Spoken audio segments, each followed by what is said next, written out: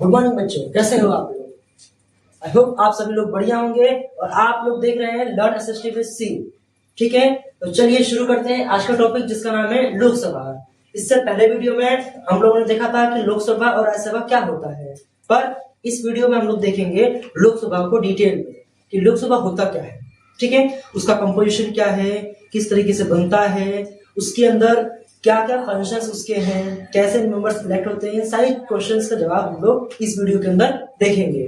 ठीक, तो चलिए एकदम जोश से शुरू करते हैं कि क्या है लोकसभा, जिसको हम लोग बोलते हैं हाउस ऑफ द पीपल, मतलब कि लोगों का घर। क्यों बोलते हैं, आगे बढ़ते हैं। ठीक, known as the lower house और the popular house because it representing the people directly. मतलब इस हाउस के अंदर क्या होता है कि जो हाउस के अंदर जो मेंबर्स होते हैं वो लोगों को डायरेक्टली रिप्रेजेंट करते हैं। इसका मतलब क्या, वो लोग लोगों के द्वारा डायरेक्टली चुने जाते हैं।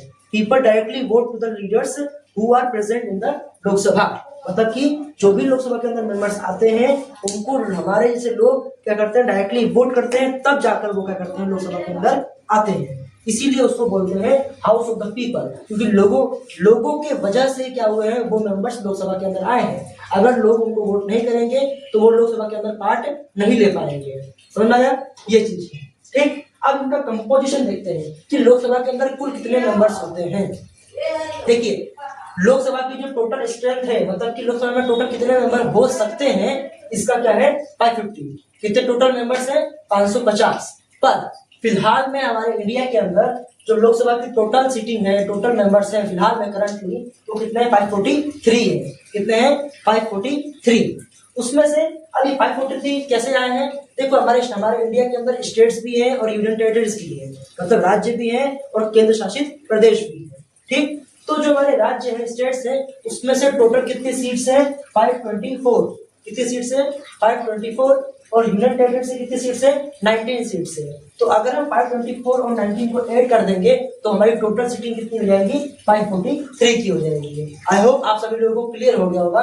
फिर से समझो कि हमारे टोटल स्ट्रेंथ कितनी है, 550 है, पर फिलहाल में कितने सीट्स हैं, सीट्स अवेलेबल है, कितने लोग बैठे हैं, कितने 543 है। अब 543 में कितने लोग हैं, राज्य से 524 है और हमारे यूपी से कितने हैं, 19 है। ठीक, ये चीज हो गया। अब इलेक्शन प्रोसीजर, मतलब कि कैसे लोग इलेक्ट होते हैं। ठीक है, समझिए, members are directly elected by the people. जो वहां के मेंबर होते हैं, जो लोकसभा के मेंबर होते हैं, वो लोगों के द्वारा डायरेक्टली इलेक्ट किए जाते हैं, जैसा कि मैंने बताया। ठीक है, यूजिंग यूनिवर्सल एडल्ट फ्रेंचाइज। इसके द्वारा यूनिवर्सल एडल्ट फ्रेंचाइज, मैंने इसके पहले वीडियोस में मैंने बता रखा है कि यूनिवर्सल एडल्ट फ्रेंचाइज होता क्या है। ठीक है, मतलब क्या होता है, citizen of India having the age of 18 he or she can vote to the people।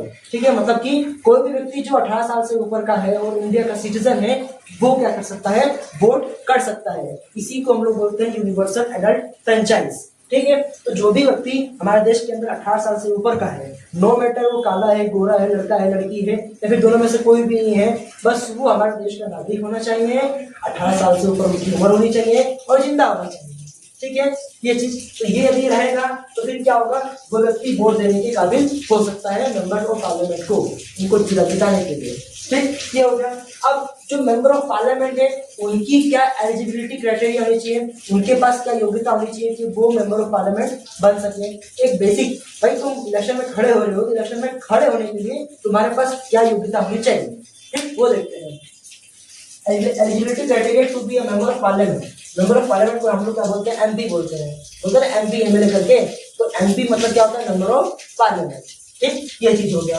अब इसके लिए क्या चाहिए, पहला आपका सिटीजन ऑफ इंडिया, मतलब कि वो व्यक्ति क्या होना चाहिए, भारत का नागरिक होना चाहिए। कौन, जो इलेक्शन में खड़ा हो रहा है, जो कैंडिडेट खड़ा हो रहा है मेंबर ऑफ पार्लियामेंट बनने के लिए, उसकी पहली एलिजिबिलिटी क्या है कि वो क्या होना चाहिए, सिटीजन ऑफ इंडिया होना चाहिए। सेकंड क्या है, एटलीस्ट 25 ईयर्स ओल्ड, वो 25 साल उम्र का होना चाहिए, 25 की उम्र का होना चाहिए, उससे कम नहीं होना चाहिए, उससे ज्यादा हो सकता है। ठीक है, मतलब कम से कम उसकी उम्र कितनी होनी चाहिए, 25 ईयर्स होनी चाहिए। उसके बाद रजिस्टर्ड वोटर, मतलब कि वो पहले कभी वोट दिया हो, उसकी वोटर लिस्ट में नाम चलता है। ठीक है, ये होना चाहिए। तो फोर्थ क्या है आपका, not hold office of profit, मतलब वो किसी भी गवर्नमेंट ऑफिस में नहीं हो, यदि उसको कोई गवर्नमेंट ऑफिसर है या फिर कोई गवर्नमेंट की पोस्ट पर है और उसको मेंबर ऑफ पार्लियामेंट बनना है तो सबसे पहले उसको अपनी पोस्ट छोड़नी होगी, मतलब उसको अपने पोस्ट से रिजिग्नेशन देना पड़ेगा। उसके बाद ही वो क्या कर सकता है, मेंबर ऑफ पार्लियामेंट बनने के काबिल हो सकता है या फिर कैंडिडेट बनने के लायक हो सकता है।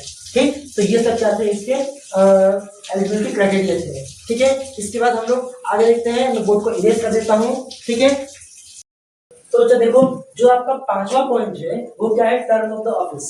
हाँ, मतलब कि लोकसभा के अंदर एक मेंबर क्या हो गया, इलेक्ट हो गया मान लीजिए।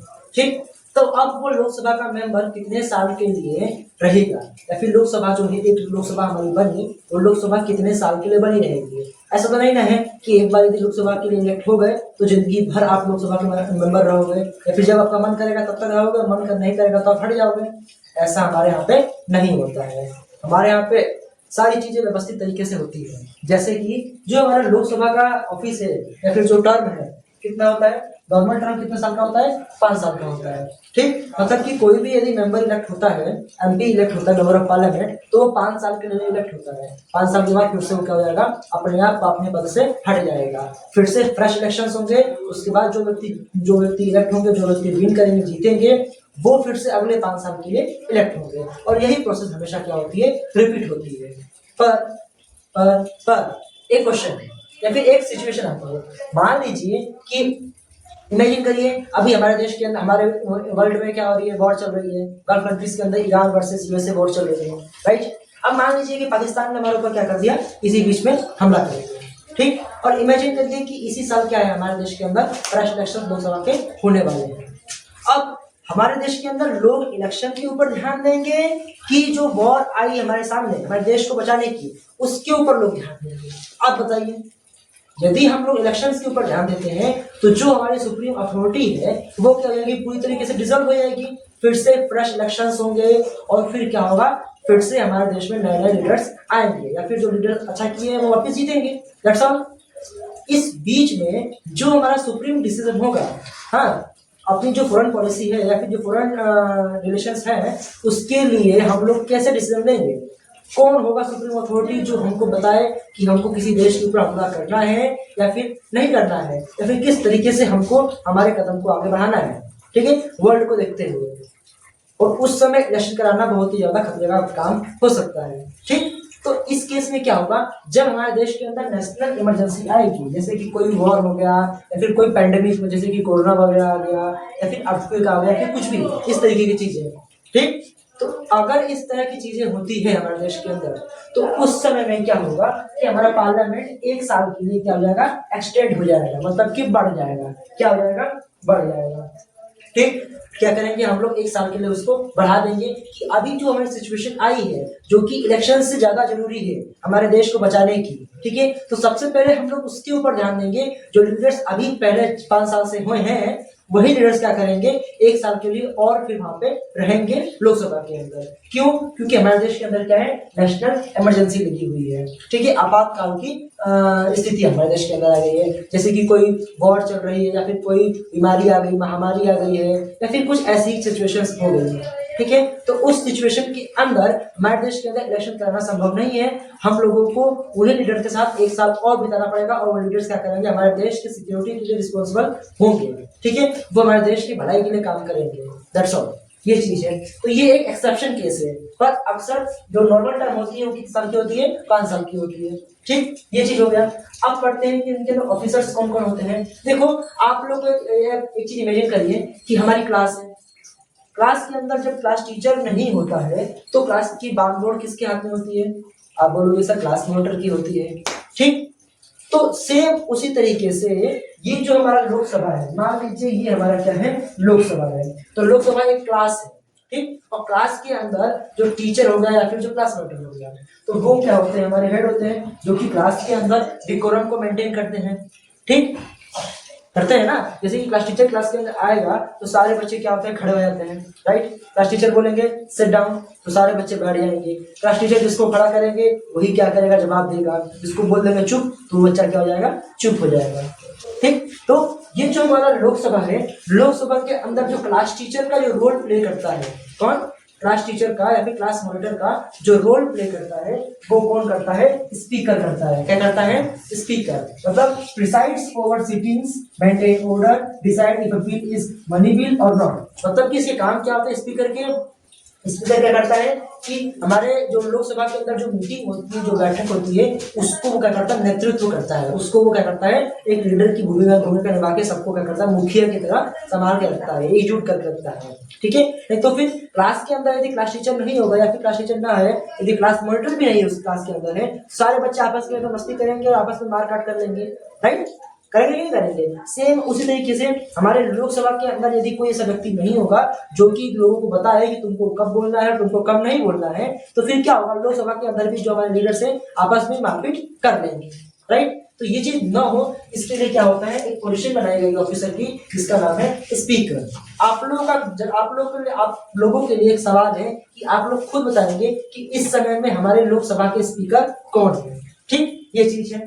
फिर देखते हैं कि वो डिसाइड करेंगे मेंटेन ऑर्डर को मेंटेन करेंगे, मतलब कि व्यवस्था बनी रहे, कोई आपस में लड़ाई झगड़ा ना करे।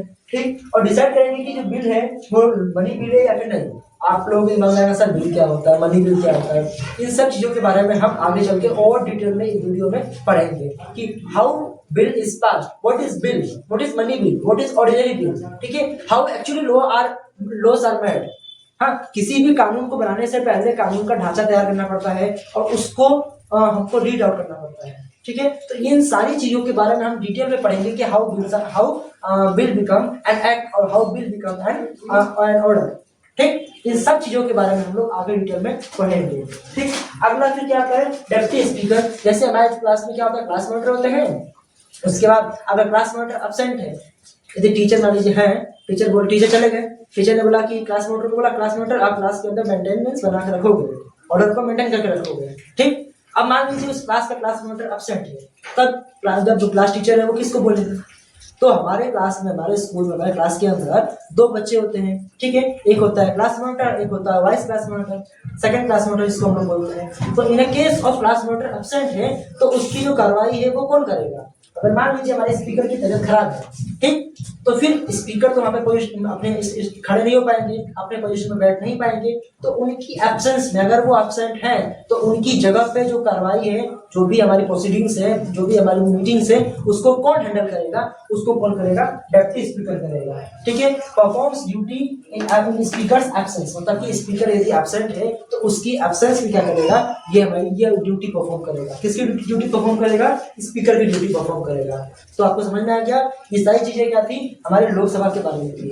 अभी आप छोटे बच्चे हो तो आप लोगों को ये चीज ही जानना जरूरी है। आगे हम लोग धीरे धीरे इन सब के बारे में डिटेल में शॉर्ट्स में या फिर किसी पर्टिकुलर टॉपिक के ऊपर वीडियो बना के पढ़ते रहेंगे। ठीक, तो देखो अभी तक हमने क्या पढ़ लिया लोकसभा के बारे में कि लोकसभा होती क्या है, लोकसभा का मीनिंग क्या होता है, लोकसभा के अंदर किस तरीके से लोग इलेक्ट होते हैं। हाँ, हमारी एलिजिबिलिटी क्या है, जो मेंबर ऑफ पार्लियामेंट बनेगा उसकी एलिजिबिलिटी क्या है, इसका कंपोजिशन क्या है। ठीक है, जो मेंबर इलेक्ट हुए उनका टर्म ऑफ प्रोसीजर क्या है, उनके अंदर ऑफिसर्स कैसे होते हैं। ठीक है, ये सारी चीजें हम लोगों ने पढ़ ली।